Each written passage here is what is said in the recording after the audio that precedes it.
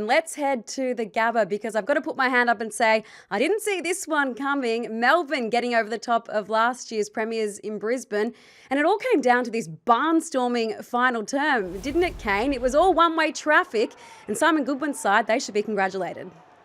Some of the numbers in the last quarter, like off the charts, plus 13 for inside 50s. They had 9 more contested possessions. They had 9 more marks, and they kicked 4-8 to 1-1. Imagine if they kicked accurately in the last quarter, but there was some critical errors from Brisbane, which you just wouldn't expect. So letting the ball over the back and walking goals, so that can't go over the back, that ball there, that's got to come to the front, and then that goes through. We see a terrible turnover from Payne.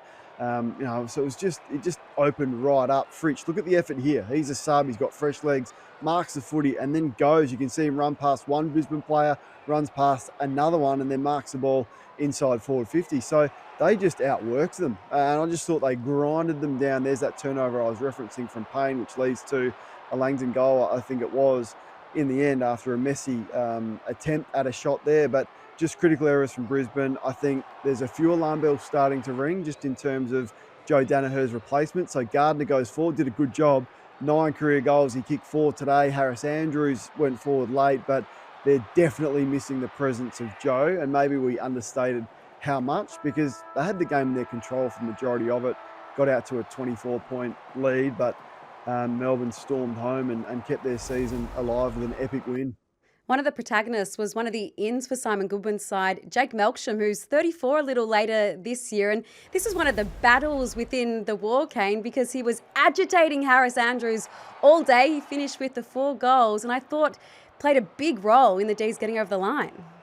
He's a gun. So you saw the hanger in the goal square 30 seconds into the game. But I just think he's so important emotionally. And we don't probably give him enough credit for the career that he's had and the career that he's been able to have through some adversity, a couple of clubs, injury. But today, we're seeing that there, he gives that 50 away, but then he was involved in everything. There was some byplay off the ball. At one point, he was going to squirt Harris Andrews with his water bottle, and Andrew was incredibly frustrated. But Gawn's their best player. Petrarca's probably their second best player. I don't think it's an overstatement to say that he's their third best player. Wow. And that's the way that he's playing right now. If he doesn't play today, they don't win. And a couple of occasions this year has just been so important for them.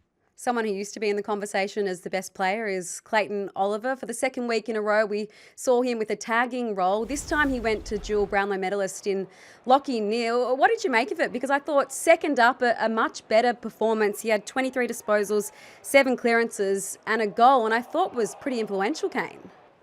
Just don't be fooled. This wasn't a run with roll. This was, you go your way, I'll go my way. So I will start on you, at stoppage. But then they just drifted apart. It was the most unaccountable tagging performance I've ever seen. That goes both ways, by the way. I didn't think Lachie Neale showed him any respect whatsoever. So Neale ended up with 30 and 6 clearances. Oliver, I think, 23 and 7 clearances and the goal. I think they probably split the points, but Oliver's on the winning side of it and had some really important touches, including those 7 clearances and the goal. So he'd be feeling much better about himself, but it wasn't a tagging role. And don't be fooled if Simon Goodwin says he's going to tag someone. He will not. He's just there as a reference point, and then he'll try and win his own ball like he did today. But Lachie Neale showed him no respect. Well, the D's have now won 4 of their past 5 matches, and they've got the Swans next week at the MCG. What's gambling really costing you? For free and confidential support, call the number on the screen or visit the website.